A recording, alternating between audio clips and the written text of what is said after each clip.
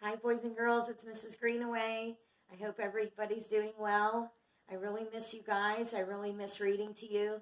So I came up with an idea to read you a story. Today we're going to start with the first 3 chapters of The Night at Dawn, which is book 2 of the Magic Treehouse series.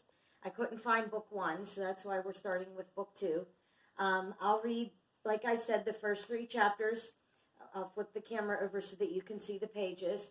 After you're done listening, at any time, you can click on the link for the video again, turn down the volume on your phone, and read it on your own. And you don't have to listen to my voice as the pages are turned.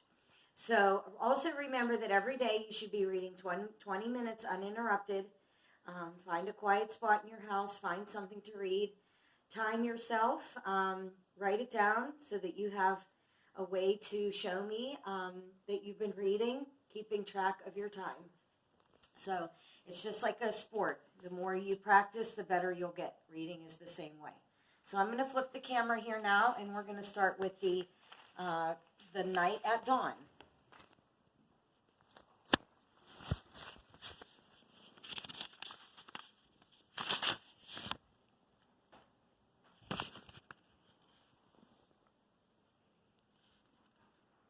Chapter 1, The Dark Woods. Jack couldn't sleep. He put his glasses on. He looked at the clock. 5:30. Too early to get up. Yesterday, so many strange things had happened.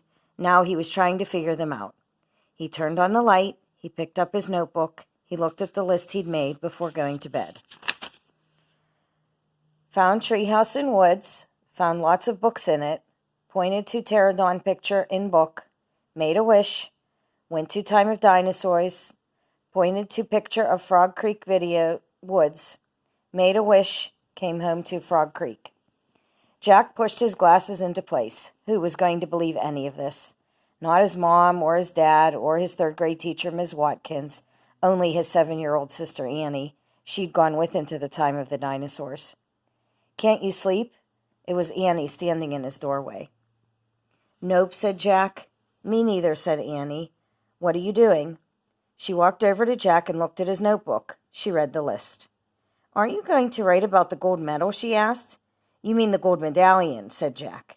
He picked up his pencil and wrote, Found this in dinosaur time. Aren't you going to put the letter M on the medal? Said Annie.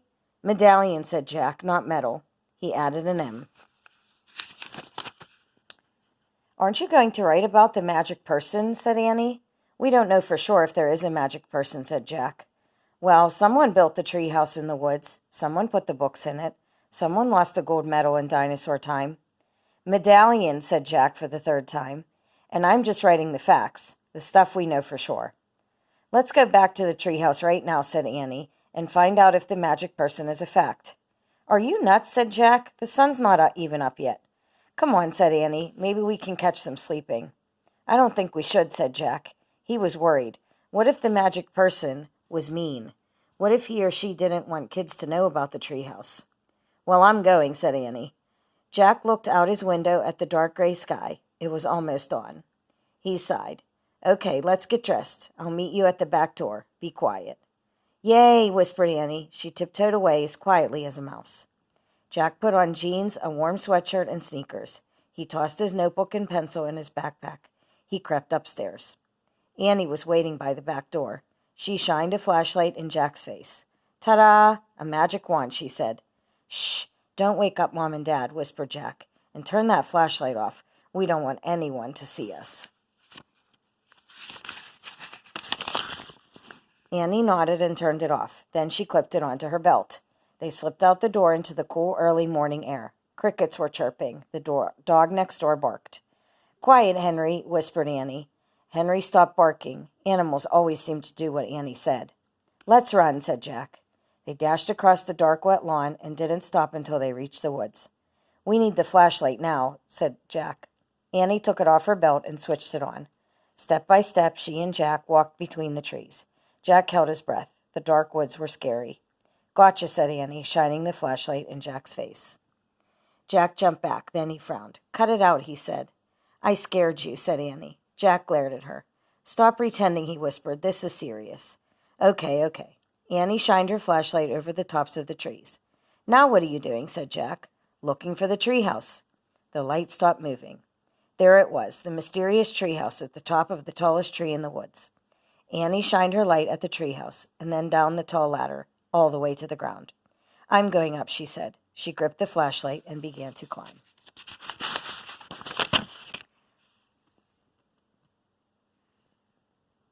"Wait," Jack called. "What if someone was in the treehouse? Annie, come back." But she was gone. The light disappeared. Jack was alone in the dark. Leaving again. "No one's here," Annie shouted down. Jack thought about going home. Then he thought about all the books in the treehouse. He started up the ladder. When he was nearly to the treehouse, he saw light in the distant sky. Dawn was starting to break. He crawled through a hole in the floor and took off his backpack. It was dark inside the treehouse. Annie was shining her flashlight on the books scattered about. "They're still here," she said. She stopped the light on a dinosaur book. It was the book that had taken them to the time of the dinosaurs. "Remember the Tyrannosaurus?" asked Annie. Jack shuddered. Of course he remembered. How could anyone forget seeing a real live Tyrannosaurus Rex? The light fell on a book about Pennsylvania. A red silk bookmark stuck out of it. "Remember the picture of Frog Creek?" said Annie. "Of course," said Jack. That was the picture that had brought them home. "There's my favorite," said Annie. The light was shining on a book about knights and castles. There was a blue leather bookmark in it. Annie turned the page with the book mark. There was a picture of a knight on a black horse. He was riding toward a castle.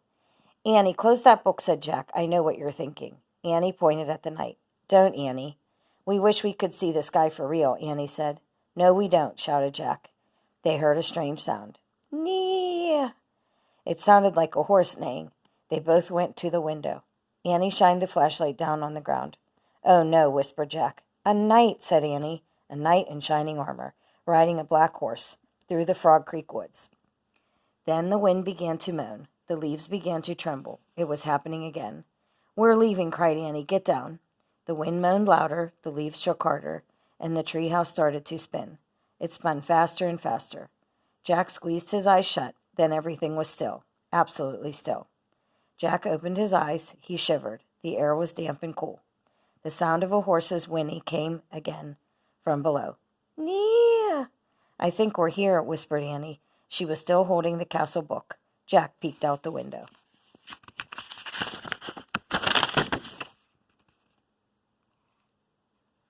A huge castle loomed out of the fog. He looked around. The tree house was in a different oak tree, and down below, the knight on the black horse was riding by. "We can't stay here," said Jack. "We have to go home and plan first." He picked up the book about Pennsylvania. He opened it to the page with the red silk bookmark. He pointed to the photograph of the Frog Creek woods. "I wish—" "No," said Annie. She yanked the book away from him. "Let's stay. I want to visit the castle." "You're nuts. We have to examine the situation," said Jack. "From home." "Let's examine it here," said Annie. "Come on." He held out his hand. "Give it." Annie gave Jack the book. "Okay, you can—"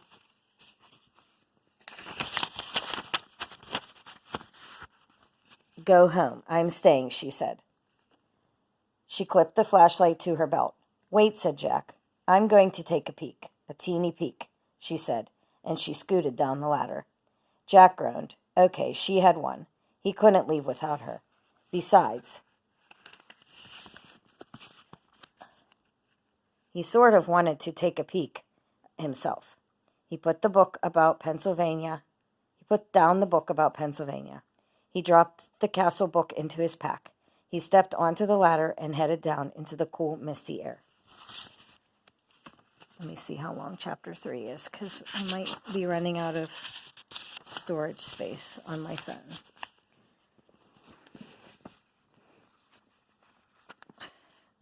Chapter 3, Across the Bridge. Annie was under the tree, looking across the foggy ground. "The knight's riding toward that bridge, I think," said Annie. "The bridge goes to the castle."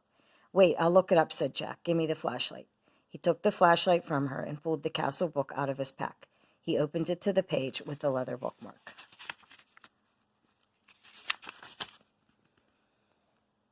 He read the words under the picture of the knight.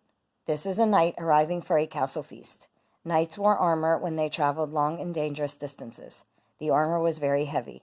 A helmet alone could weigh up to 40 pounds. Wow, Jack had weighed 40 pounds when he was 5 years old, so it'd be like riding a horse with a 5-year-old on your head. Jack pulled out his notebook. He wanted to take notes, as he'd done on their dinosaur trip. He wrote, "Heavy head." What else? He turned the pages of the castle book. He found a picture that showed the whole castle and the buildings around it. "The knight's crossing the bridge," said Annie. "He's going through the gate. He's gone." Jack studied the bridge in the picture. He read, "A drawbridge crossed the moat. The moat was filled with water to help protect the castle from enemies. Some people believe crocodiles were kept in the moat." Jack wrote in his notebook, "Crocodiles in moat?" "Look," said Annie, peering through the mist. "A windmill right over there."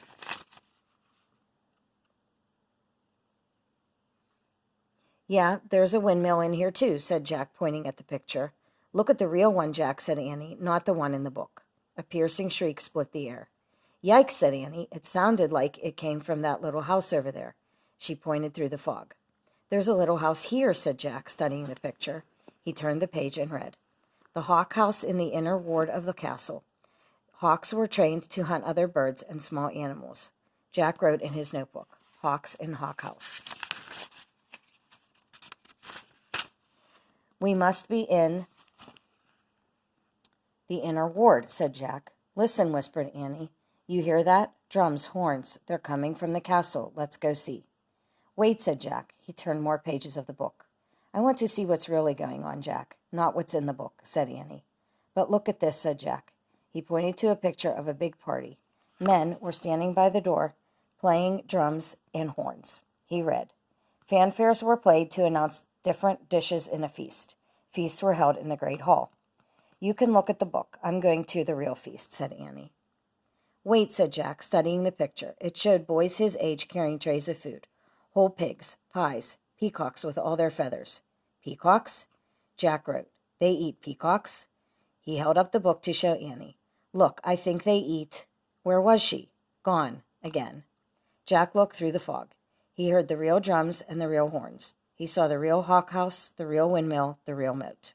He saw Annie dashing across the real drawbridge. Then she vanished through the gate leading to the castle. Okay, I'm going to put a bookmark into Chapter 4, Into the Castle, and we'll continue there when I come back with you on Monday next week. I'll probably post a new video. Thanks so much. I hope you enjoy your time with your family. Keep up with your work the best you can. And remember, keep reading 20 minutes a day uninterrupted. Bye, boys and girls. Stay healthy and stay safe.